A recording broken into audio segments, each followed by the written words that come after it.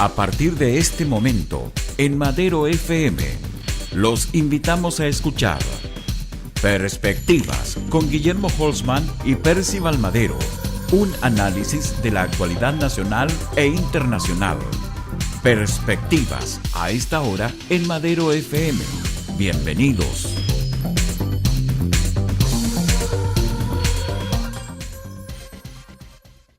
Bienvenidos, distinguidos auditores y televidentes, nuevamente acá en un programa en Perspectivas, como hemos denominado a este encuentro que hacemos semanalmente con nuestro distinguido colega y amigo Guillermo Holzman, un hombre, como hemos celebrado muchas veces, un hombre del norte, un distinguido cientista político, analista de renombre, que nos prestigia con sus comentarios en todo el mundo. Así es que, Guillermo, muy bienvenido nuevamente acá a Perspectiva. Y gracias por estar de nuevo conversando con toda la tremenda audiencia que tenemos en nuestro norte a través de nuestras emisoras y a través del mundo, a través de maderofm.com. Bienvenido por estar acá y gracias por estar acá, Guillermo. No, gracias a ti, Percival, y gracias a todos los televidentes y auditores que nos siguen en esta semana y en un programa que finalmente se ha ido consolidando ya en el tiempo y creo que es un gran aporte solamente la posibilidad de exponer la idea en términos con más tiempo y que a todos quienes nos escuchan, nos siguen, les dé al menos algún tipo de argumento para tener una mejor opinión acerca de lo que pasa a nivel nacional o internacional. El mundo se gira, no se detiene y los acontecimientos políticos mundiales son muy fuertes y sobre todo ahora último. Tenemos la elección de Putin, tenemos la manera en cómo se ha expresado el presidente Trump respecto de la desnuclearización de Corea del Norte, y de eso vamos a hablar un poco,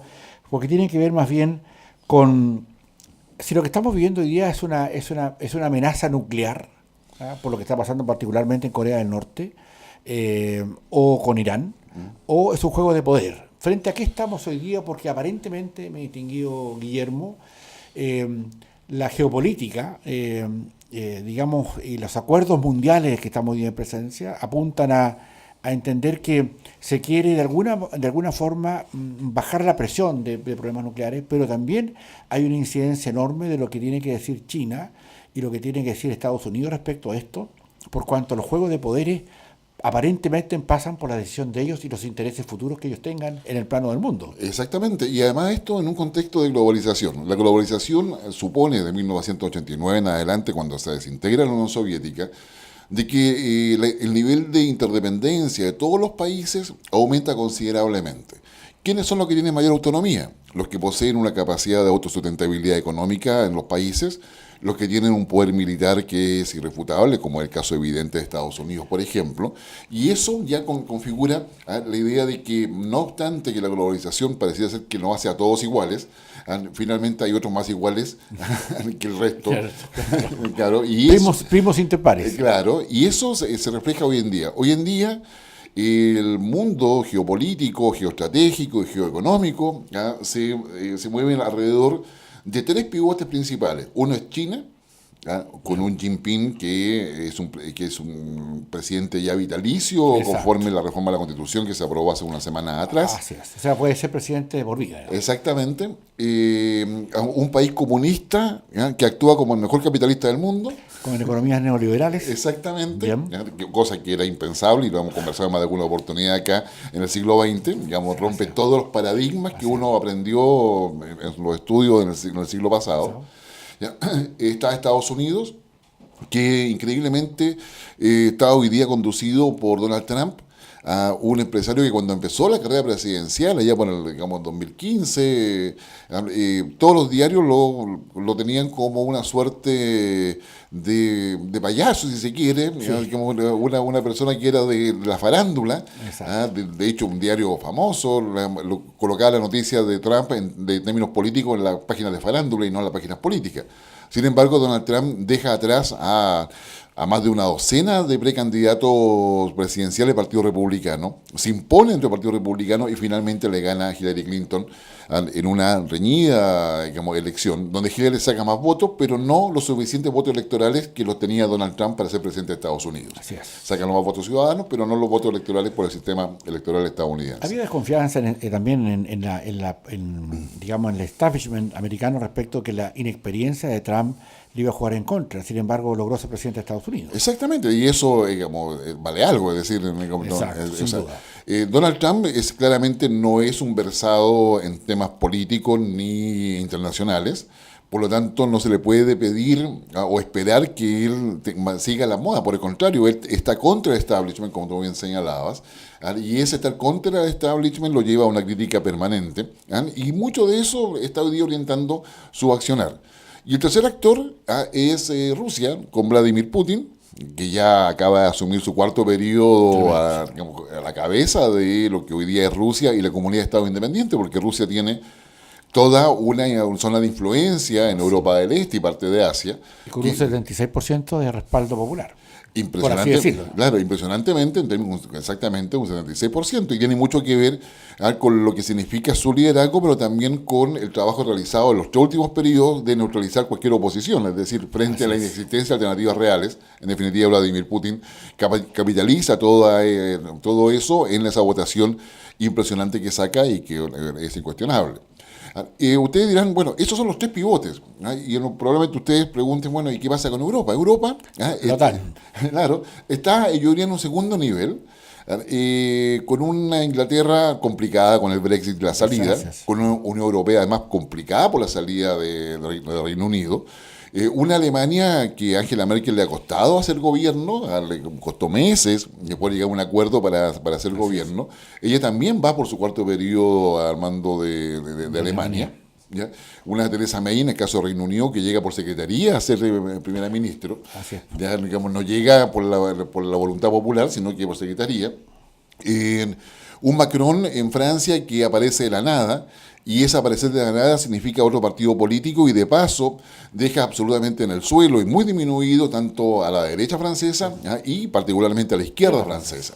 Y el Partido Socialista francés entra en una crisis que hasta el día de hoy no logra recuperarse completamente.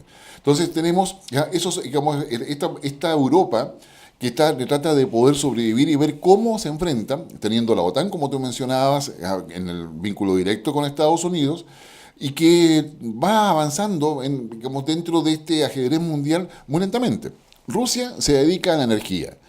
El gran conflicto de Rusia con Europa es la energía, y eso tiene problemas con los Países Bajos, con varias naciones dentro de Europa.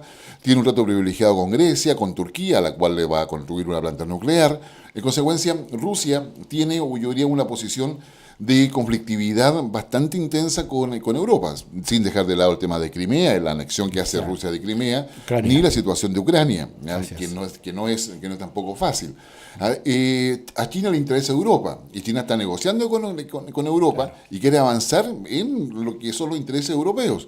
Y digamos también probablemente, Guillermo, que el caso de Putin controla una parte importante del gas que va a Europa, es decir, con que Europa en el fondo, digamos, calienta sus inviernos, por decirlo así. Exactamente, y cómo hace andar una industria no contaminante con energía limpia, y Rusia está en eso.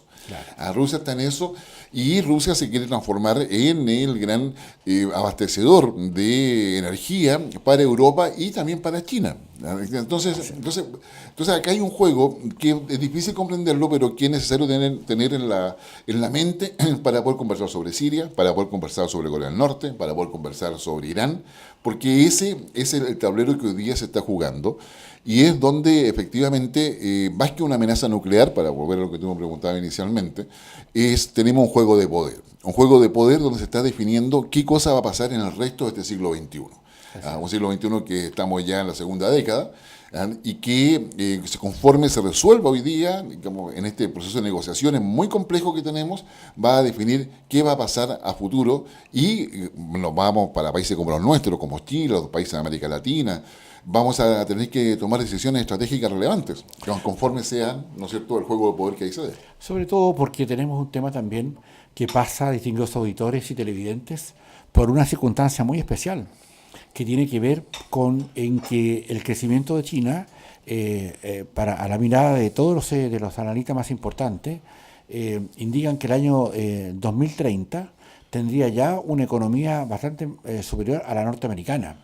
Entonces, China está jugando también un papel en este juego de poder para poder asentar y poder de alguna manera definir esa circunstancia. Y yo creo que más bien en la mirada de Trump está que el punto de Corea del Norte tiene que ver también con su vecindaje, con Corea del Sur, lo que pasa con Japón, producto de la amenaza de Corea del Norte, que la va a bajar, pero no sé si acaso eso va a generar un cuadro de poder que convenga a futuro a Estados Unidos, porque acá lo que está jugando a mi juicio China, y probablemente una alianza futura entre China y Rusia, es que el predominio del mundo militar y del trato de las materias primas y el consentimiento y las comodidades de Europa van a verse, y lo que va a suponer una presión muy importante para Estados Unidos, va a suponer también un juego de poder bastante más exquisito, porque acá no se está peleando lo inmediato, se está peleando con mirada de largo plazo, pienso yo, Guillermo. No, exactamente. O sea, es decir, mira, China tiene dos planes estratégicos que son públicos por lo demás. No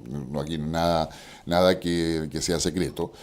El primero de ellos es al 2025, es transformar a China en la gran plataforma industrial de la globalización. Eso significa que China está enfocada en la cuarta revolución industrial y transformarse en la plataforma industrial del mundo. Es decir, la globalización en su aspecto comercial y económico va a transformar a China, como tú bien señalabas, en el líder indiscutido a nivel mundial.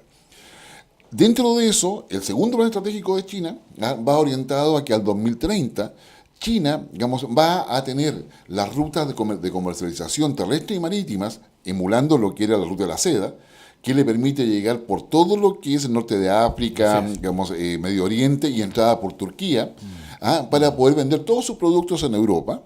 Le interesa poder venderlos en Estados Unidos, le interesa poder venderlos en América Latina, y eso explica cuál es y le interesa además llegar a un modus vivendi con India, que India es el gran gigante dormido, que está ahí y que su importancia económica a nivel mundial es fundamental, y que no mira con buenos ojos lo que está haciendo China. Entonces hay ahí una negociación pendiente que no está resuelta todavía.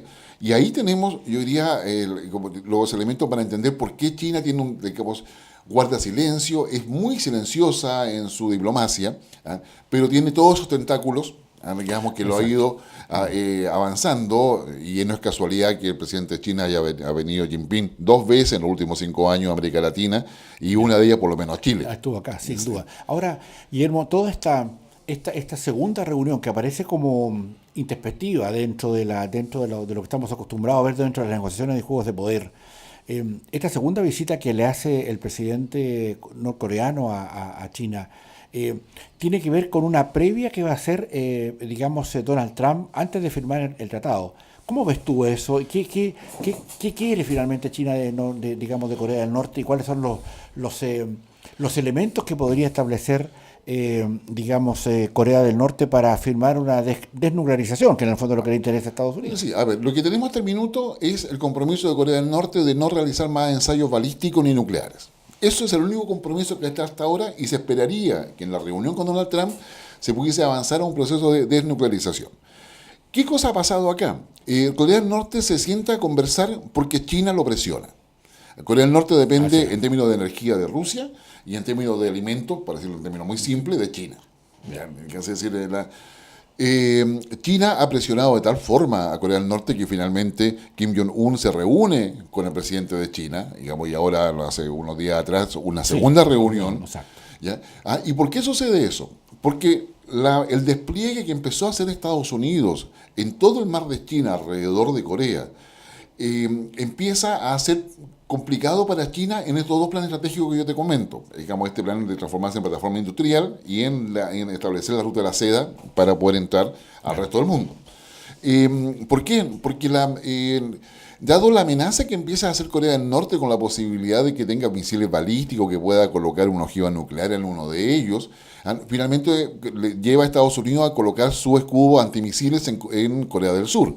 Ese escudo antimisiles es una combinación de capacidades navales, satelitales, cibernéticas, y de todo tipo de tecnología de uso militar, que permite a Estados Unidos literalmente saber todo lo que hace China. Claro. En primer lugar. Está más cerca. Exactamente, y China siempre reclamó por eso, porque ese escudo antimisiles significa que finalmente Estados Unidos podía espiar lo que hacía China y saber quién lo hacía y cómo lo hacía y para qué lo hacía. En consecuencia, le daba una ventaja evidente en términos de acceso. Lo segundo que pasa es que mientras se mantenga la amenaza de Corea del Norte, las rutas marítimas se ven comprometidas y el futuro de China también. China depende de lo que exporta y de lo que importa, y todo eso se hace por mar. En consecuencia, las rutas marítimas pasan a ser esenciales. ¿Qué pasa cuando Estados Unidos apoya a Corea del Sur, apoya a Japón, digamos, usa a Taiwán, ¿ya? Digamos, el control sobre el mar de China? Yo lo invito a que tomen un mapa, por favor, y vean lo que estamos hablando en términos desde Taiwán a China, o sea, a Corea, significa un control de las rutas marítimas muy importante. Entonces, en la globalización, como se basa en el comercio, cualquier cosa que incida o afecte las rutas marítimas, claramente es de relevancia. En consecuencia, lo que China hace es decir, está cuidando estos planes estratégicos del 2030 para tener rutas marítimas absolutamente despejadas. Eso nos lleva también a una conclusión. El más interesado en que se resuelva adecuada y pacíficamente lo de Siria es China. Pero sin embargo China no aparece en ninguna parte. Sin embargo, el que tiene mayor interés en eso. Sobre todo porque hay un tema que empujó todas estas negociaciones, que fue este asunto que apareció como una cosa introspectiva de Donald Trump, que fue cuando generó una suerte de amenaza de una guerra comercial con China. Y después de esa guerra, después de esa amenaza, digamos, de guerra comercial, se activaron una serie de protocolos, digamos, diplomáticos que empujaron a China a conversar con Corea del Norte, me imagino, te fijas, dentro de lo que uno colige, de la información que está.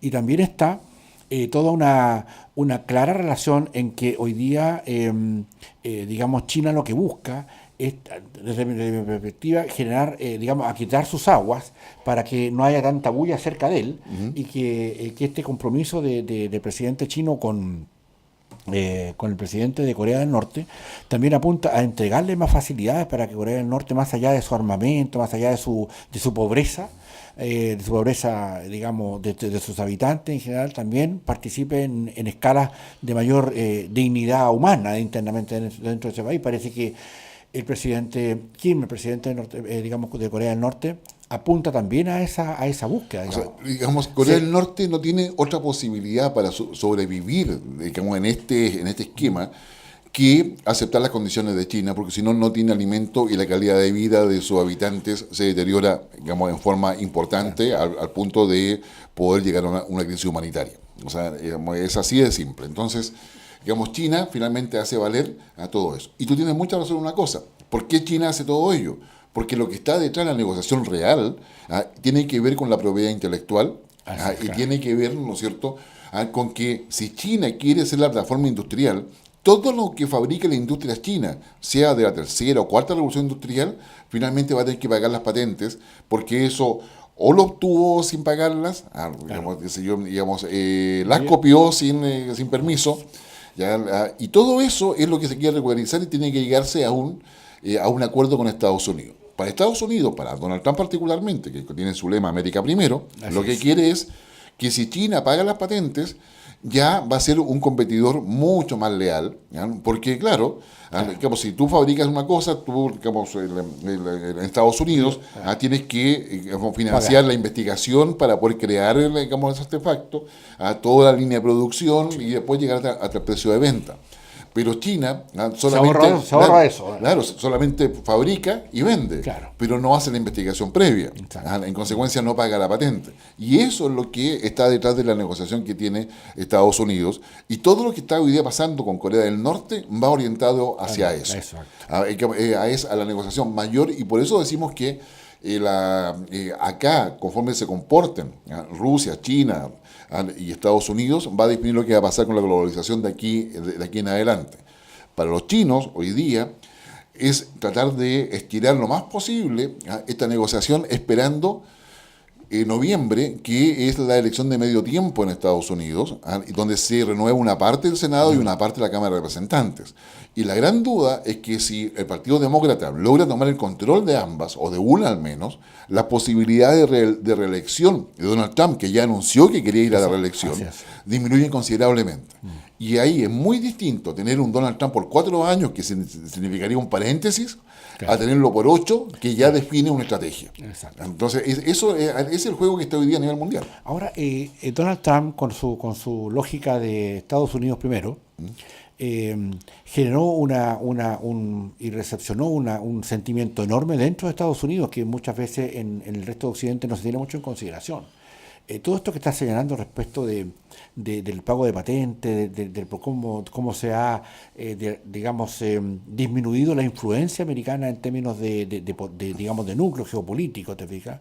Después de la caída del muro de Berlín, después que se deshizo la Unión Soviética, quedó un mundo por un tiempo unipolar, digamos. ¿Ya? Y hoy día la supervivencia, la riqueza o el poder americano, dado el crecimiento de China, pensado los años 30, para los años de la década del 2030, ya está amenazado. Entonces ya están haciendo algo respecto a eso. Y en este juego del tema de la desnuclearización, tiene que ver con un rebote, con una segunda derivada o como un juego de balitroque, lo que ha pasado con Irán.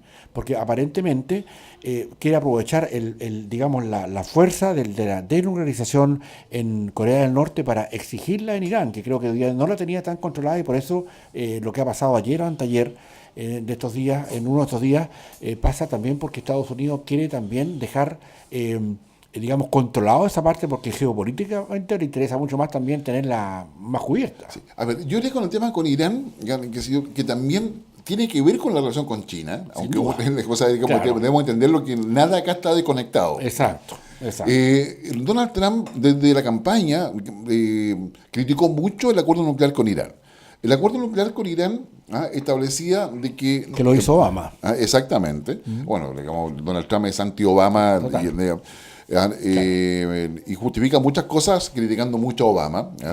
Pero el acuerdo nuclear establecía varias cosas, el control y la inspección por parte de Naciones Unidas del proceso nuclear iraní, para que solamente sea usado por fines pacíficos, la salida del territorio iraní del uranio enriquecido, el 98% de uranio enriquecido que tenía, sacarlo del país para que no pueda ser usado en experimentos, ni en el diseño de una bomba.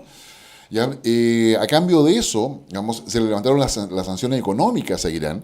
Irán es una potencia económica, es decir, es un gran país, son más de 80 millones de habitantes, partamos de esa base.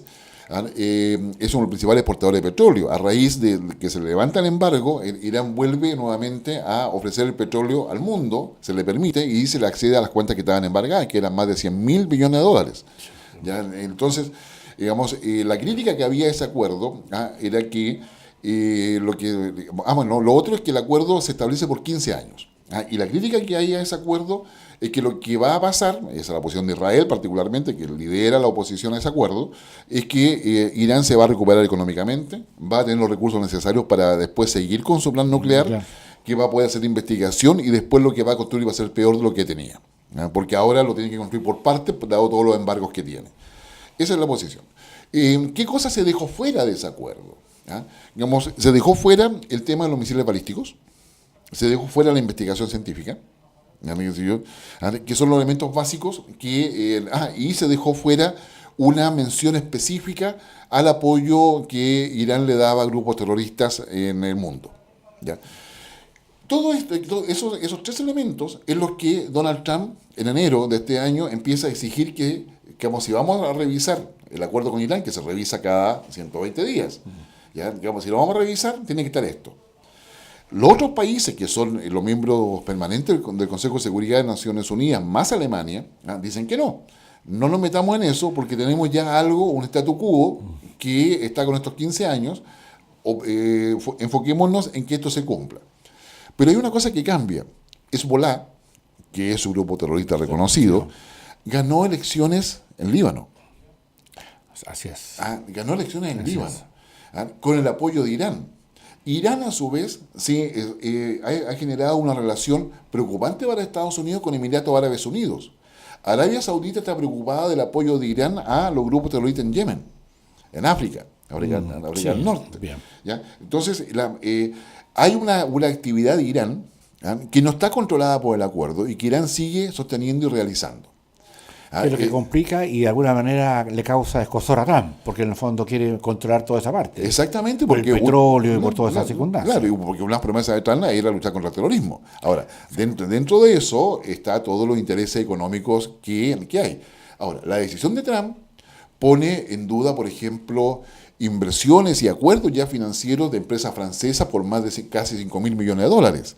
La Boeing, ¿ya?, digamos, llegó a un acuerdo con Irán para poder fabricarle aviones por un contrato que es cercano a los 20.000 millones de dólares. Claro. O sea, la decisión de Trump está generando un efecto palitroque. Claro, un efecto palitroque, porque finalmente Trump lo que hace es, dice, yo me salgo del acuerdo.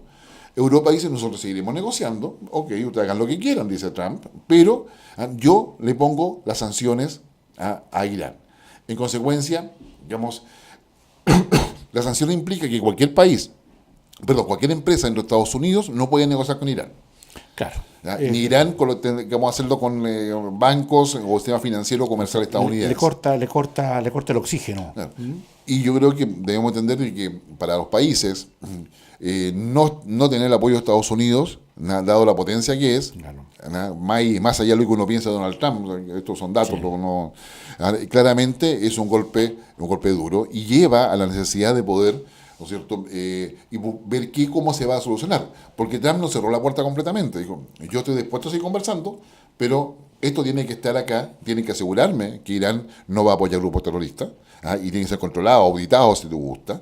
No puede seguir su investigación de misiles balísticos, digamos, de partida como elemento esencial, y claramente tiene que haber un mayor control acerca de su proceso de investigación nuclear. De uranio, enriquecido, todo esto. Ahora, este rebote también se da porque no es una casualidad que esto de que quiera también manejar todo lo que es la desnuclearización en Corea del Norte, por todo lo que significa ese esfuerzo. Ya Corea del Norte ya probó que podía pasar con sus misiles sobre Japón. Hace 2 o 3 meses pasó sobre Así esto. Y esto también genera, a mi juicio, que el presidente Trump, mirando lo que pasa en Irán y no pudiendo controlar eso, golpea la mesa para decir, bueno, también queremos un reordenamiento acá. Yo creo que también por eso va la mirada. Bueno, veremos los próximos días, semanas, cómo se genera todo esto, pero digamos, en Europa, como señalabas tú, Guillermo, claramente hay una preocupación porque los negocios que estaban en curso no eran menores y estaban hablando de gas, estaban hablando de petróleo, estaban hablando de muchas cosas interesantes. Y tengo la impresión también que Donald Trump tiene esta herida dentro del arma americana, que todo lo que venía de Irán, como el Hezbollah, todo lo que tú señalabas recién, con los grupos terroristas y los respaldos que se hacían a ellos, también siguen en la mira de la inteligencia americana para poder controlar atentados y una serie de acciones que siempre están, digamos, evocando como una manera política de poder, digamos, disminuir o, digamos, hacerle algún daño al gobierno americano.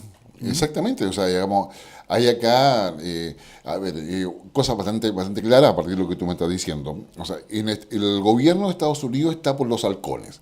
Los halcones, el gobierno de Estados Unidos se divide en los halcones y las palomas. Las palomas son las que le gusta negociar, buscar consenso, acuerdo, que es la figura de Barack Obama particularmente. Exacto. Que es lo que yo creo que, y todos los otros presidentes para atrás también de él estaban en la misma idea de palomas. Los halcones son los que señalan de que la única forma de poder hacer valer los intereses de Estados Unidos es mediante la fuerza, o la amenaza de uso. Y Trump, yo diría, nadie duda de que él tiene la voluntad de usar la fuerza. Es decir, ha lanzado 2 ataques de misiles contra Siria, una bomba madre sobre Afganistán. O sea, es decir, y todas acciones unilaterales.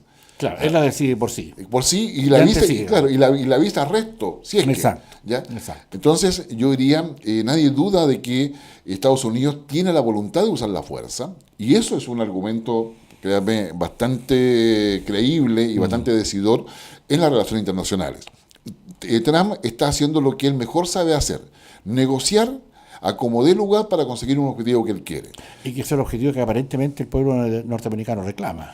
Claro, o sea, de hecho, tanto es así de que Trump, desde que asumió la presidencia, incluso antes, se ha mantenido con un apoyo que está entre el 38 y 43%, es decir, tiene un apoyo duro, digamos, no ha pasado, tuvo una o dos ocasiones, ha pasado el 50%, pero ahora lo ha ido aumentando con todas estas decisiones, porque finalmente lo que él quiere con su lema América Primero es que el obrero industrial de Estados Unidos tenga un mejor salario, haya en consecuencia mejores pensiones, mejor sueldo, mejor calidad de vida en general. Y más trabajo. Y más trabajo.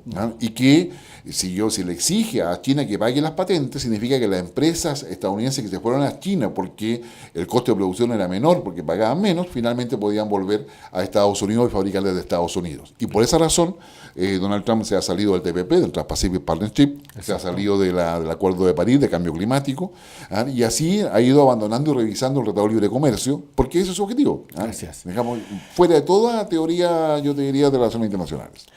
Distinguidos auditores y televidentes, aquí en Perspectiva, analizando una vez más un tema muy importante con nuestro distinguido colega y amigo Guillermo Horstman. Guillermo, este es un tema que seguramente va a dar para otras perspectivas, digamos, pero te agradecemos la voluntad de llegar hasta acá para conversar con nuestros miles de oyentes y televidentes para que podamos expresar y entregar algún argumento de peso respecto de una mirada que es una mirada obviamente muy profesional respecto de cómo son estos juegos de poder. Sí. Muchas gracias por estar acá nuevamente y hasta una próxima oportunidad. No, gracias a ti, Percival, y gracias a ustedes. Muy gentiles. Muchas gracias. Aquí concluye Perspectivas con Guillermo Horstman y Percival Madero. La actualidad nacional e internacional cada jueves desde las 2 de la tarde.